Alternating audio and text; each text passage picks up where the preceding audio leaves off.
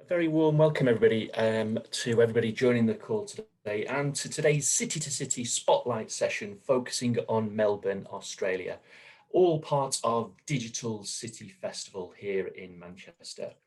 Thanks for joining us today, and as part of this is part of actually a series of City Spotlight sessions that are taking place during the week, all of which will be available for you to watch on demand in the future. So far this week, we've delved into sessions with Osaka in Japan, Austin in Texas, but today's focus will be all on Melbourne. My name's Jeff Bocock, International Trade Development Manager here at the Growth Company in Manchester, which supports businesses locally, nationally and internationally to grow. And it's my great pleasure today to host this session. I'm joined by an esteemed panel today. So just to make those introductions to everybody, we've got Audrey Pears, who's the Business Development Manager as part of the creative, digital and tech sector at MIDAS in Manchester. Also joined by Arabella Rothwell from the Victorian Victorian Government Trade and Investment Office. Joining her, we've got Ben from Cultural Associates, specialising in business growth and technology. Also joining us, we've got Deanne Ritchie, COO of Modio, which provides cross-platform modification support within the gaming industry. And finally, but not least, we've got Annie Cavalier from Stone and Chalk. So just with regards to the session overview and some of the etiquette which you're all familiar with already on Zoom, microphones will be on mute, as will cameras, those will be turned off. We will be recording today's session, so feel free to share the link with your networks once we've actually distributed this. We would, however, encourage you to pose questions in the Q&A function, and we'll endeavour to answer those questions as part of the 5-minute Q&A at the end of the session. Just to give you a quick overview of what we're going to cover today. So I'll be handing over very shortly to Audrey to give us an overview of Manchester's economy and the tech ecosystem. We'll then be passing on to Arabella again to give us an overview of Melbourne's economy and the tech ecosystem. And then we'll jump into a panel discussion focusing on the strengths and opportunities between the two cities and some of the success stories from businesses that have expanded into these cities. And rounding off, as I say, and just by having a look at any Q&A that has come through from you, our audience. So without further ado, if I can hand over to Audrey, please, just to give us an overview of Manchester from a MIDAS perspective. Thank you, Jeff. So it's a pleasure to be here on this session today. It's a very, very beautiful sunny day in Manchester, so we're delighted to see you all. I've got about 7-8 minutes to give you a little brief overview of Manchester. So I'll just kickstart on the first slide about some key facts of the city region. Manchester is the second city in the UK outside of London in terms of its scale. We have a population about 2.8 million people, and we're about 2 hours from London on the train. We are the gateway to the Northern Powerhouse, which is an area that covers the cities of Liverpool, Manchester, Leeds, Sheffield, up to Newcastle. So altogether, we reach about 15 million people and 1 million businesses in that area alone. Manchester was actually named Best UK City for Business by Management Today last year, and it's very much around the growth and the strong and diverse economy, making about 63 billion pounds each year. We've got a fantastic wealth of students across 5 universities, and obviously a fantastic connection globally with Manchester Airport. If we move on to the next slide, please, and we would wanted to kind of talk a little bit more about why Manchester is the UK's top digital tech city. And first of all, how did we get there? So Manchester has actually got a very strong history of computer science research and expertise, and very specifically at the University of Manchester. So Alan Turing, who's obviously widely considered as the father really of theoretical computer science and artificial intelligence, was here at the University of Manchester. Manchester was also the birthplace of the first stored program computer, the baby, and Manchester continues very much to be a pioneering and innovative city when it comes to digital transformation. So the tech sector is actually the fastest growing sector here within the city region. It contributes to about £5 billion to the economy, and we've actually seen a very strong investment, a very strong growth in the tech investment lately, and that's why it makes it the fastest growing tech city in Europe in terms of investment into its startups economy. In terms of scale, we have about just shy of 90,000 people who are employed in the sector, and it's a very, very diverse kind of sector. So we have a startup, SMEs, we have growing UK companies, and we also have global brands here. So the likes of Cisco, IBM, AWS, all have offices and big presence in the city region. But what we also have is a very strong network of companies and unicorns, and actually all the 5 unicorns for Manchester are all in the e-commerce sector. One of them, the Hut Group, actually IPO'd last December, and I've seen phenomenal growth following from COVID-19 and from their international expansion. Again, as I mentioned before, we have 5 universities, and we have a strong network of students studying skills in terms of computer science, software engineering, media, communications, all to kind of feed into the talent pool for Manchester. If we'd like to move to the next slide, please. So we very much understand that when companies, SMEs are looking to expand, the first thing that they want to do when they want to enter the UK markets is obviously to get UK clients. So what we wanted to do here is kind of highlight what are the market opportunities for companies, for tech companies, when they're looking at Manchester.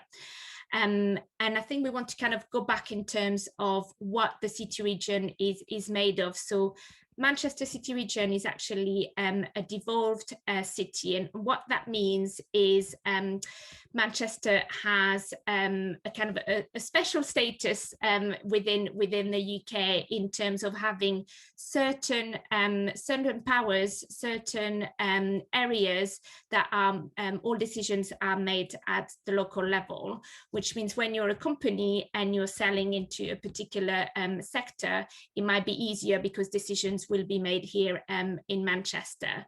And what is good to know as well in terms of that public sector in particular, all the 10 local authorities that make the Greater Manchester City region all have one voice as that Greater Manchester Combined Authority. So the public sector in the UK is one of the most kind of digitally kind of ready to adopt digital transformation, and Manchester is very much at the forefront of that.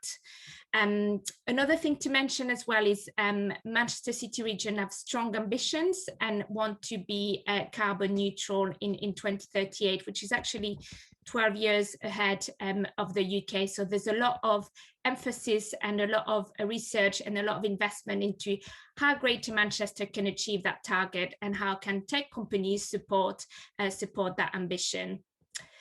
E-commerce, which I've mentioned in just previously in the previous slides, there's a strong e-commerce sector in Manchester from the bigger companies, but also the smaller companies supporting them.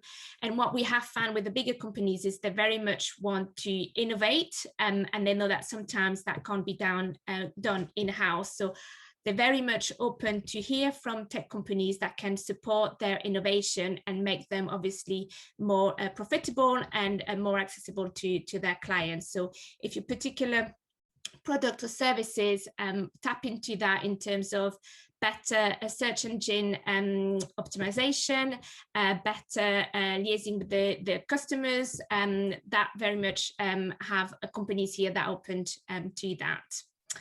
We also have a very strong financial sector, and again, obviously going through a lot of digital transformation into that. The fintech sector in particular, Manchester was actually named top 5 by Savills in terms of its strong fintech ecosystem within Europe. So Manchester is actually top 5 within that. We also have a very strong manufacturing base, and all those companies again are going through digital transformation. And we've actually got a particular program called Made Smarter, which supports SMEs and bigger companies into that digital adoption. So there's funding available for these SMEs based here from the manufacturing base to benefit from that digital transformation. So again, if you're selling into that particular sector, there's very, very strong market opportunities for you here. And finally, just going back to the devolved status, the particular sector that's very strong on that and very much make a local decision is the healthcare sector. So Greater Manchester has the £6 billion budget for its healthcare systems, looking after the 2.8 million residents here. And they actually have platforms through the Health Innovation Manchester to make sure that the NHS and the GPs and the local practice here can adopt digital transformation and make sure that residents are more easily available online through, for instance, video call conferencing, that's happening during COVID-19. So very much a way into the healthcare sector here. Next slide, please. So why Manchester is the UK city to scale, and I think I'm just going to touch upon some of the things that I've already mentioned before. So very much an established ecosystem made of a startup SMEs, but growing and bigger companies here. So you can find your network, you can tap into the network straight away. We have a talent pool, and we have the university students, but also a base of experienced staff here in Manchester, but also within the neighbouring cities that can come into Manchester and support the growth of the organisation. We have seen a fantastic growth in terms of VCs and funding available into Manchester. So if you're looking at coming to Manchester and then grow and being able to access funding, you can do that here. We also have obviously the market opportunities that I've mentioned before, and actually 40 of the top 100 FTSE companies have a base here in Manchester. So if you're looking at tapping into the larger companies, you can do that here from Manchester. And finally, connectivity. So Manchester Airport with about 200 destinations globally. And obviously we're very much looking forward to be open again and be able to welcome companies here. And then if you're looking to compare within the UK, what we found is we are a very cost-effective location with about up to 30% more cost-effective compared to London, the capital. If we go into the next slide, please. So how can we help you? So MIDAS, we're here to support companies, and we very much act as an agent, as your point of contact and a point of information. So if you're looking to do a bit of kind of business case, bringing intelligence, market intelligence, we can help you putting that together. But we're very much here as a hand-to-hand, so practical support. How can we introduce you to the right network? How can we help you to recruit the right people? And that's what we're here for. So use us as your first point of contact. And we've actually put together a Hello Manchester soft landing scheme, where we have our partners offering offers to our clients. So if you're looking at having a virtual base to start with, we can introduce you to these offers. If you're looking at setting up your company here, registering it, how can we help you and introduce you to the right partners? So we want to save time and make sure you focus on delivering the business for you. And once you're here, you then get access to the support services from the Business Growth Hub and all the team here in terms of mentoring, advisors, accelerator programs, and investors as well. So you will be part of the Manchester family once you're here. So thank you very much for listening to this very brief overview of Manchester, and I'll hand back over to Jeff, and we'll be available for questions later on during the panel session. Lovely, thanks very much indeed for that, Audrey. Yeah, very clear that there's a lot going on in Manchester, and Manchester certainly has a lot to offer businesses that are considering stepping into the digital market within Manchester. Thanks for that, Audrey. If I can move on to yourself now, Arabella, just to give us a similar overview of Melbourne and what Melbourne has to offer in relation to digital and tech. Great, thanks, Jeff. It's a pleasure to be here, and I'd like to thank the Business Growth Hub and also MIDAS for the opportunity to discuss the links between Manchester and Melbourne. I'm originally from Melbourne and have visited Manchester many times over the years, and have a great love for the city. As Jeff mentioned, I'm the strategic advisor in the Victorian Government Trade and Investment Office. My main role is to support Victorian companies to export and expand to UK Europe, and I also work with UK-based companies to support them to set up operations in Victoria. So next slide, Naomi. So a little bit about Melbourne to paint a picture of the state, and for also those who are not familiar with Melbourne as a city, we have much more to offer than just being the home of the TV series Neighbours. For those who don't know, Melbourne is the state capital of Victoria, located in the southeast corner of Australia. Victoria represents only 3% of Australia's total landmass, but accounts for nearly a quarter of the economic activity of Australia. But don't let the appearance fool you. Victoria still has a very similar landmass to the whole of the UK. The Victorian economy as a state economy is larger than most of Southeast Asian nations, outstripping national economies such as Singapore, Philippines, and New Zealand. And over the past 4 years, the Victorian economy has grown more quickly than any other of the any other G7 countries. Similar to Manchester, Melbourne is the second largest city in Australia, with a population, the population of the state of around 6.7 million.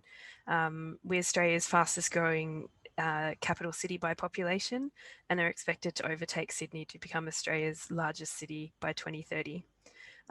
Victoria has some of the lowest cost of doing business in Australia, and is cost competitive with other APAC locations such as Singapore and Hong Kong. Melbourne was crowned the most livable cities for 7 years in a row, and we share many similarities with Manchester. We're the creative, cultural, retail, commerce and sporting capital in Australia. Often when I speak to English people who have visited or lived in Australia, they often say that Sydney is like London of the UK, and Melbourne is like Manchester. We like to think that we have a lot more of the soul and a much better quality of living. Next slide, Naomi. So just on our tech and ICT sector, so Melbourne is recognised as Australia's leading tech city and most innovative city. We're home to around half of Australia's top 200 tech company, top 20 tech companies. We also produce around a third of Australia's ICT and engineering grads more than any other state. Melbourne is also home to Australia's top-ranked university, the University of Melbourne. So we have a really strong pipeline of talent and skills. In terms of our startup economy, Victoria is home to almost 1,900 startups. Prior to the COVID pandemic, the Victorian startup ecosystem had tripled in value in 3 years. In 2018-19 financial year, Victorian-based startups and scale-ups received around 65% of all VC funding for the year. Many of our most recent unicorns have been in the fintech space with the likes of Airwallex and Judo Bank. Next slide, please. Victoria has a diverse industry base. The largest growth areas in the Victorian economy are in health, ICT, construction, professional services and finance. This is also reflected in our tech ecosystem. 60% of our tech firms are found in 4 sectors, in health, enterprise and corporate services, data and analytics and commerce. And nearly half of revenue comes from 2 sectors, commerce and financial services. I won't be able to cover everything today, but to highlight some of the key opportunities and trends we are seeing in Australia and Victoria. So in the fintech space, this is a really strong growth area. Last year, Australia launched its equivalent of open banking, which is driving the uptake of fintech. And also in 2019, there was a high profile inquiry into Australia's financial services sector, with damning insights into and highlighted some of the misconduct and illegal activities, which has driven increased adoption of fintech, especially regtech. There's also a massive construction boom in Australia, driving opportunities for construction tech and IoT. In Victoria alone, we have $80 billion worth of projects being delivered, creating opportunities for construction tech IoT companies who can modernise processes, minimise risk in delivery and save costs on projects. Transport tech is also an interesting area. Australia has one of the highest car ownership rates in the world, and the vast distances in Australia mean that there's appetite for innovative transport solutions. Melbourne was originally announced as one of the first launch sites for Uber Elevate before it was recently acquired. We're also soon to announce a zero emissions vehicle policy, and Australia is seen as having a really supportive regulatory environment for autonomous cars. Another area is agtech. So Victoria is home to Australia's food and fibre industry, and then we are the nation's largest food exporter. Last year, the Victorian government announced $15 million to support the modernisation of local agriculture sector. Other key areas are EdTech, so international education is Victoria's largest service export. MedTech, we also have a very large life sciences sector, and today announced that we would be the first location for mRNA manufacturing in the Southern Hemisphere. And energy, we have very strong renewable energy targets and have seen a huge transformation in investment in this space in recent years. Next slide, please. In terms of support from the government, last year, the Victorian government announced a $186.2 million package to further scale the Victorian startup ecosystem. This includes things like a $60.5 million funding to establish the Victorian Startups Capital Fund. It's the first of its kind in Australia, and it will help early stage firms attract venture capital, leveraging up to $180 million of private investment. They also announced $26 million for a complementary venture growth fund. This fund will see government co-invest into a venture debt facility with private investors to back later stage and scaling companies. The funding will be structured as a loan rather than as an equity investment. The government has also recognised that females have been some of the worst affected by the COVID pandemic and has announced a $10 million fund to support female founders to access capital through the establishment of a Women's Angel Sidecar Fund. This is just some of the programs the government is using to support the tech sector in Victoria. Next slide, please, Naomi. And we've seen great success of Victorian companies in the UK and also UK companies setting up in Victoria. So Melbourne Unicorn, ClearPay, Afterpay, which is the Australian's equivalent to Klarna, established in the UK by acquiring Manchester company ThinkSmart and then scaled initially out of Manchester. Victorian PropTech company Equium established their second UK office in Manchester. From the UK most recently, Railsbank established their first Australian office in Melbourne. Australia has been seen as a great testing point for companies. For example, Melbourne was one of the first launch markets for Revolut. Australia is seen as large and diverse enough market to initially scale and test your products. We have high technology adoption rates in Australia, but we require a lot less capital to enter and scale than other markets such as the US. And we're far enough away that if there's a misstep or issues in the market, it doesn't make such a splash as it does in other markets like the US. There's also enough similarities in terms of culture, language and regulation between Australia and the UK to make it a relatively easy market to enter and a soft landing to then scale across APAC. Australia and the UK have established a number of initiatives such as the UK-Australia FinTech Bridge and Space Bridge to support the expansion of Australia and UK tech companies in their respective markets. The Australian UK Free Trade Agreement, which is expected to be finalised in the coming months, is also expected to have a big focus on digital economy. So this will only further grow opportunities in this area. Next slide, please. So if you'd like to learn more about the opportunities, please get in contact. We have a number of free and confidential services for companies looking to invest, including market sounding and research, site identification, introductions and support navigating the regulation, support with visas and recruitment, and in some circumstances, financial incentives. My contact details are on the next page, so please reach out if you'd like to learn more. Thank you.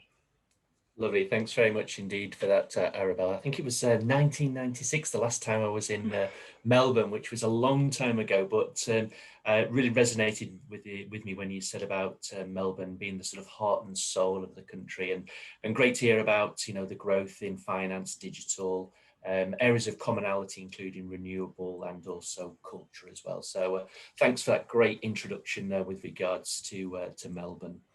We're really keen to hear about support agencies and businesses that have actually stepped into, whether it be the Melbourne or the Manchester markets. So what I'd like to do at this particular point is to bring in the rest of our panel. So as I said before, we've got Ben from Cultural Associates, Deanne from Modio, and also Annie from Stone and Chalk. I put my teeth back in.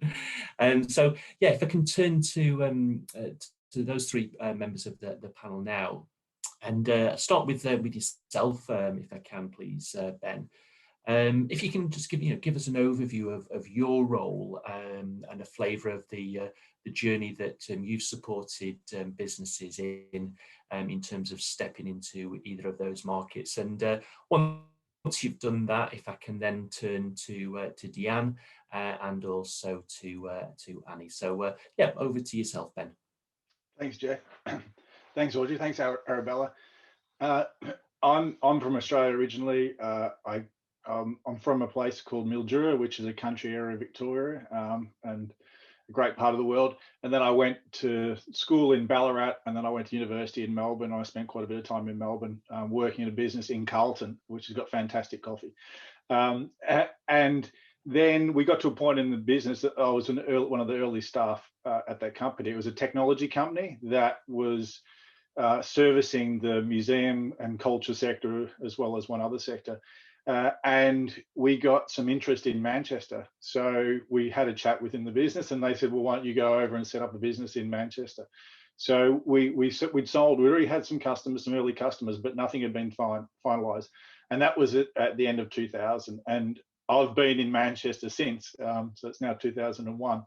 I married a local, and now I'm well and truly established here. But I think the journey that I've come from, we came in, we looked at the market, and then we entered Manchester, and we thought, oh, we'll go to London afterwards. But one of the things we found that we could access Europe, so we established some connections in France and Germany in the first 3 years.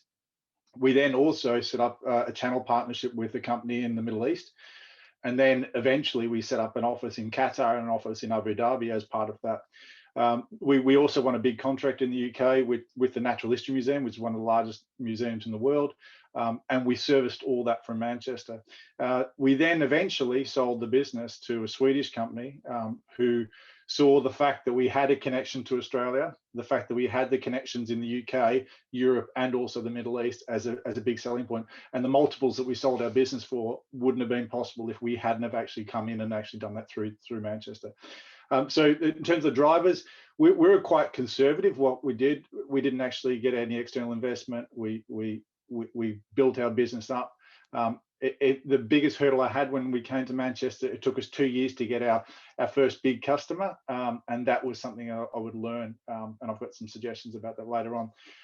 And what I think that the success we've had with user engagement, we actually had a really good connected customer base that acted as a referral point from Manchester. Recruitment was fantastic. Access to different markets and access to investment. People is going to be most important, whether you're setting up in Manchester or Melbourne. And one of the good things about both Manchester and Melbourne is the fact that you're not going to only find the right talent, you can retain them. In Manchester, I found people, we had all the talent, but they also were willing and wanted to stay there because as they grew and they had families and stuff, they still had connections, and it was easier for them to find properties and schools and everything else, the culture, sport, everything else around that. So I hope that's enough for you for now, Jeff. If there's anything else, I'm happy to talk about more. That's great. Yeah, thanks for kick-starting that, Ben. If I can come over to Deanne now, again, just to learn about your insights and perhaps with the audience in mind, perhaps outlining the journey and perhaps some of the support that you received to help businesses that are listening into this particular call as well. Yes. So my name's Deanne. I work at Modio currently. I was happy to see the Victoria slide because I actually went to Melbourne Uni and I've worked at Envato and REA Group, which were two of the other companies on the list. So born and bred in Melbourne, but have been all over the UK, but haven't worked overseas. So Modio is a small startup. We've been in business about 2 years. I've been with the company for a bit over a year. When I started, we had sort of 3 employees. We're now at 15. We've got one in Manchester. He actually works from home. We don't actually have an office in Manchester, but he works from Manchester. And then we've got people in Sweden and California overseas. And then we've got the balance in Australia. So one in Perth, one in Sydney, and the rest in Melbourne. And we've got a head office in Melbourne. So we're a very fast growing business. We're just starting out, I guess, on our journey. So we've got a handful of paying customers. Our focus is more on acquiring customers rather than revenue at this stage. We've got great investors who are willing to support us on that journey and are not looking for immediate revenue. So yeah, really strong growth prospects and really great investors currently. So that's kind of us in a nutshell. In terms of my role at Modio, I'm the Director of Operations. So I look after everything basically that isn't developing or product development specifically. So finance, HR, program management, so things like culture and roadmaps and planning and supporting investment in our business, through developing packs, etc., for our CEO to take out to market. So all of the things, a little bit of marketing activity, but predominantly the HR side, so culture and recruitment, and also ensuring that we're getting the most out of the people that we have within the business and that we're effective and productive as a team and have all the right kinds of processes in place to support that. Great. And what sort of support services did you tap in at the early stages of your journey, Deanne, perhaps to share with the audience? Yeah. So we engaged with an organisation called The Arcade, which helped us with a location. So because we're in the video game industry, The Arcade is a not-for-profit that supports anybody operating in that environment. So any kind of business related to the video game industry. So that was how we sought, I guess, our first office, our office in Melbourne, head office. And that was initially shared space with another organisation. So we just effectively subletted from them.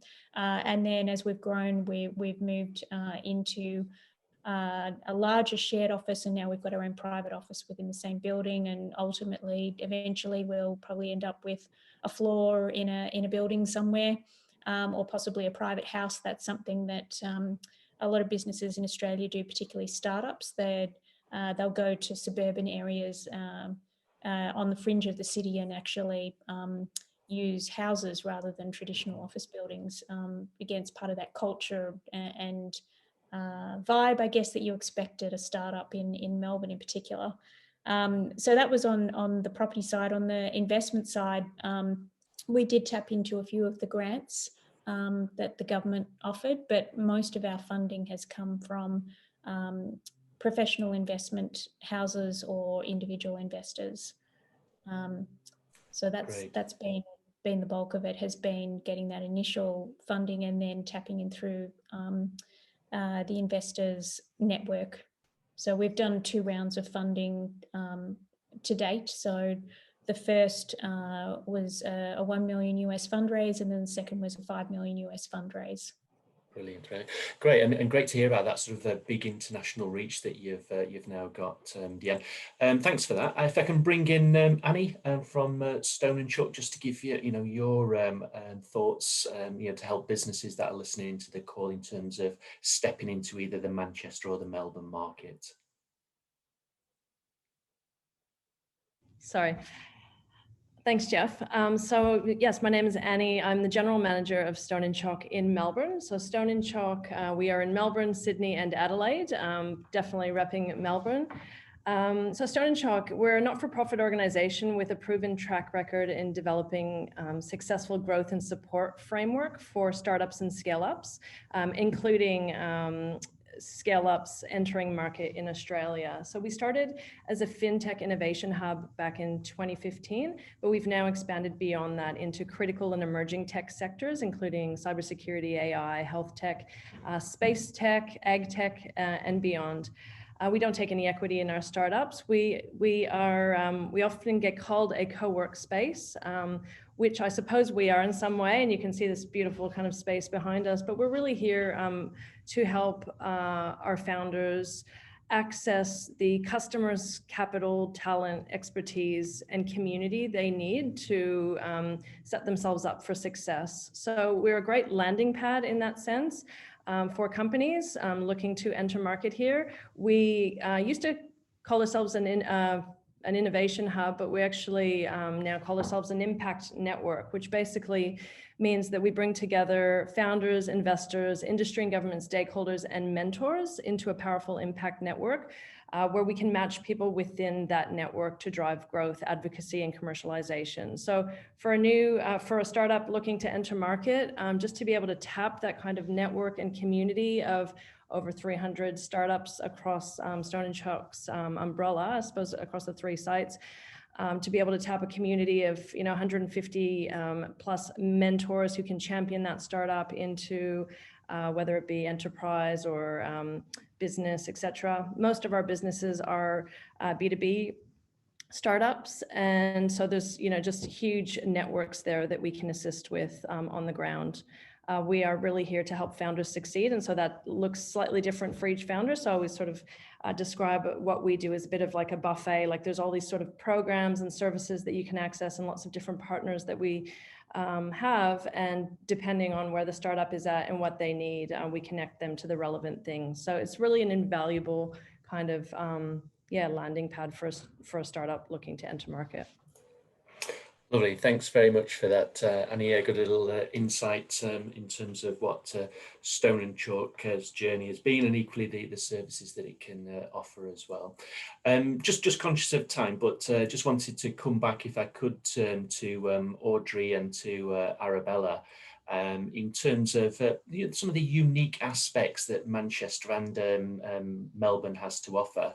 And with that in mind, how can businesses really tap into the support that Melbourne and Manchester have to offer, and equally looking towards the future?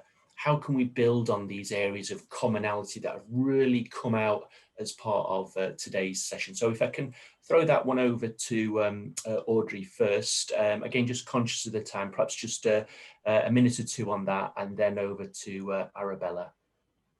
Thank you, Jeff. I think what I wanted to kind of maybe bring to light a little bit that I didn't do as much in the presentation is around, similar to Annie, kind of that wealth of co-working space, but also innovation space throughout the partners in Manchester. So there's quite a few tech hub and also tech accelerator programs happening in Manchester across different clusters. So for instance, in Media City UK, there is a new tech incubator called Host, which are very much kind of developing and managing around data, AI, also creative, immersive technology. So they very much want to kind of support companies from that, and they very much have a kind of international base. Again, on the other side, we have another strong tech cluster called the MSP, Manchester Science Partnerships, and they're very much around kind of science, healthcare, which I've mentioned both in kind of Melbourne and Manchester being a strong growth area. So I think similar to Annie, lots of incubators and innovation spaces that look to support funders and SMEs to grow. And within that, at the Business Growth Hub, the Global Scale Up program is very much kind of supporting those Manchester SMEs that then need to look at internationalize. And if you do come to Manchester and set up your business here, you'll be able to get that support as well. So just wanted to kind of highlight those opportunities. Great, thanks for that, Audrey. Thanks for throwing the spotlight on that. And yeah, similar question to yourself, Arabella. Yeah, I think just in terms of the support and how to tap in, the first point of call is often the trade and investment agencies. So I often say to people that I'm here to make the journey as easy as possible for companies. We're a free service, and our main role is to smooth out a lot of the bumps, to make those connections and really introduce you into the market. Yeah, similar to Audrey, we have great innovation hubs like Stone and Chalk and York Butter Factory and things like that we can tap you into to support the entry. And we also have really good connections to other UK companies that have set up, and they're often a really good first point of call to learn some of those key lessons and build the networks within the country. In terms of how we can build momentum, I think there's already some really great exchanges between Melbourne and Manchester. For example, Victoria usually brings over a large delegation for UK FinTech Week, and have visited Manchester when we could in person in 2019. And we hope to grow on initiatives like that to really exchange and educate each other about respective markets as well. Brilliant. Thanks very much for that, Arabella. Yeah, and just to bring in the last three members of the panel. So starting with Ben, then moving on to Deanne, and finally with Annie. What would be your one takeaway? What would be your golden piece of advice to give to businesses that are listening to this call today? Say, these are the things that you really need to consider doing if you're considering setting up within the Melbourne or the Manchester market. So if we start with Ben, again, just nice and brief, and moving on to Deanne and to Annie. I think this might be a bit general, but I think I'll try and make it specific, is actually what are you going to give to the community that you're going to enter? I think so many people go in and they say, okay, we want revenue, we're going to do this, we're going to do that. But what are you going to give to that community that can be unique for your offer from Manchester or from Melbourne? And be clear about what your purpose is, not just acquiring customers or revenue, but what are you doing? And that will attract the talent that you need that will be able to help you grow and scale your business. Brilliant, thanks for that, Ben. Yeah, a really good point about sort of giving back to the local communities as well. Over to Deanne. Yeah, I think understanding why you're basing yourself there. Like, is it to be close to customers? Is it to be close to, you know, a pool of talent that you need to be effective? Like, ours is a global business, as an example, so we could literally base ourselves anywhere. And through COVID, everybody's been working from home. So what does a location mean for you? Is it time zone in relation to your customer base?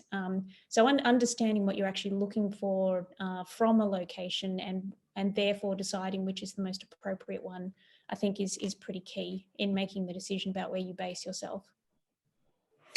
Lovely, thanks, Deanne. And rounding off nicely with Annie.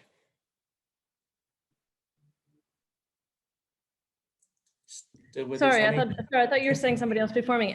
Sorry, yes. Okay. The one takeaway, I would say that there are ways that you can dip your toes in the water ahead of actually making the leap across.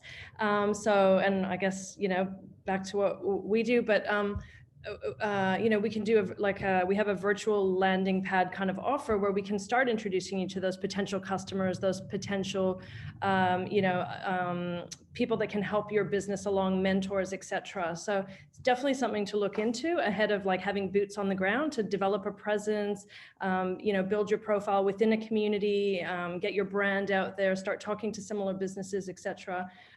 Before, you know, to be able to really assess if it's the right decision. Lovely, thanks, Annie. Yeah, and just to conclude, as has already been said, you know, there you know, support agencies, you know, across the various sectors, certainly across Manchester and Melbourne that we've touched on already. So for just to bring everything to a close, the slide which we've got coming up just gives those contact details of MIDAS and equally the Victorian state as well. So please, you know, reach out, and as we've said already, you know, get in touch with people, you know, really get to know what's happening within the market, and you know, take those first steps. Thanks for the comments that have been coming through on the Q&A chat, and as I said before, we will be circulating the link for today's session, so please feel free to share that as well. So a really big thank you to all of our presenters, to our panelists today, and to you, our audience, for joining us for the session. We hope you found it useful, and wherever you are in the world, stay safe and enjoy the rest of the day. Thanks a lot.